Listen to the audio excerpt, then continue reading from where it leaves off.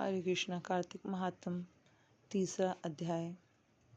सत्यभामा ने कहा, हे प्रभु, आप तो सभी काल में व्याप्त हैं और सभी काल आपके एक समान हैं, आगे एक समान है। फिर यह कार्तिक मास में सभी मासों में क्यों श्रेष्ठ है? आप सब तिथियों में एकादशी और सभी मासों में कार्तिक मास को अपना प्रिय क्यों कहते हैं? इसका कारण बताइए। शिव भगवान ने कहा, हे भामिनी, तुमने बहुत अच्छा प्रश्न किया। मैं तुम्हें इसका उत्तर देता हूँ, ध्यानपूर्वक सुनो। इसी प्रकार एक बार महाराज बैन के पुत्र राजा पृथु ने प्रश्न के उत्तर देवर्षि नारद से प्रश्न किया था, और जिसका उत्तर देते हुए नारद जी ने उसे कार्तिक मास की महिमा बताते हुए कहा, हे राजन, एक समय शंख नाम का एक राक्षस बहुत बलवान एवं अत्याचारी हो गया था। उसके अत्याचार से तीनों लोकों में त्राही त्राही मच गई थी। तब शंकासुर ने स्वर्ग में निवास करने वाले देवताओं पर विजय प्राप्त कर ली और इंद्र आदि देवता एवं लोकपालों के अधिकारों को छीन लिया। उससे भयभीत होकर समस्त देवता अपने परिवार के सदस्यों के साथ सुमेर पर्वत की गुफाओं में कई दिनों तक छिपे रहे। तत्पश्चात वह निश्चित होकर सुमेरु पर्वत की गुफाओं में ही रहने लगे।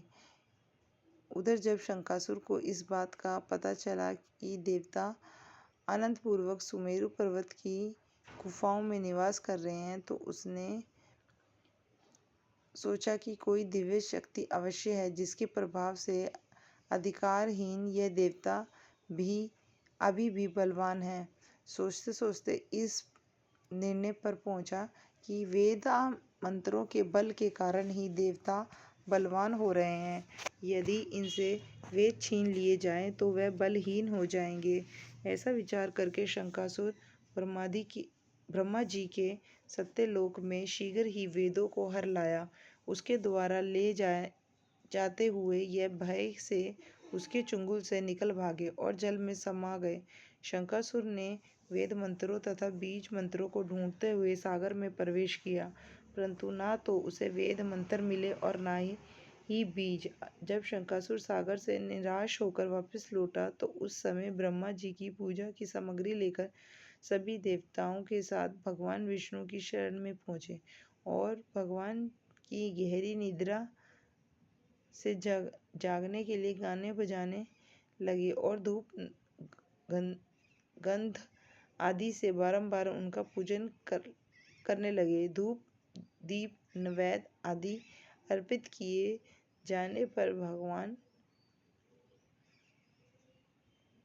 की निद्रा टूटी और देवताओं सहित ब्रह्मा जी को अपना पूजन करते हुए देखकर बहुत प्रसन्न हुए और कहने लगे, मैं आप लोगों को इस कीर्तन तथा मंगल चरण से आप बहुत प्रसन्न हूँ।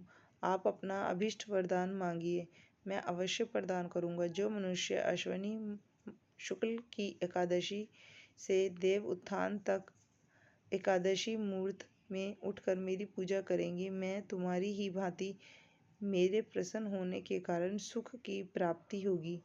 आप लोग जो पाद, अर्घ, आचमन और जल आदि सामग्री मेरे लिए लाए हैं, वे अनंत गुणों वाली होकर आपका कल्याण करेगी। शंकासुर द्वारा हरे गए संपूर्ण वेद जल में स्थित हैं। मैं सागर पुत्र शंकासुर का वध कर उन वेदों को अभी लाए देता हूँ। आज से बीज मंत्र और वेदों सहित मैं प्रतिवर्ष कार्तिक मास में जल में निवास किया करूँगा। अब मत्स्य का रूप धारण करके जल में जाता हूँ। तुम सब देवता भी ऋषि मुनियों सहित मेरे साथ जल में आओ। इस कार्तिक मास में जो श्रेष्ठ मनुष्य प्रातःकाल स्नान करते हैं, वे यज्ञ के अवभृत स्नान द्वारा भलीभांति नहा लेते हैं। हे देवेंद्र, कार्तिक मास में व्रत करने वालों को सब प्रकार से धन, पुत्र पुत्री आदि देते रहते हैं और उनकी सभी आपत्तियों से रक्षा करते हैं। हे धनपति कुबेर, मेरी आज्ञा के अनुसार तुम धन धान्य की वृद्धि करना, क्योंकि इस प्रकार का आचरण करने वाला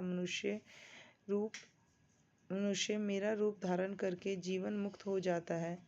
जो मनुष्य जन्म से लेकर मृत्यु पर्यंत विधि पूर्वक इस उत्तम व्रत को करता है, वह आप लोगों का भी पूजनीय है। कार्तिक शुक्ल पक्ष की एकादशी तिथि को तुम लोगों ने मुझे जगाया है, इसलिए यह तिथि मेरे लिए अत्यंत प्रियदायिनी और माननीय है। हे देवताओं, ये दोनों व्रत नियम पूर्वक करने से मनुष्य मेरा सानिध्य प्राप्त कर लेते हैं। इन व्रतों को करने से जो फल मिलता है वे किसी व्रत से नहीं मिलता। अतः मनुष्य को सुखी और निरोगी रहने के लिए कार्तिक महात्मा एवं एकादशी की कथा सुनते हुए उपयुक्त नियमों का पालन करना चाहिए। हरे कृष्णा। तीसरा अध्याय समाप्त।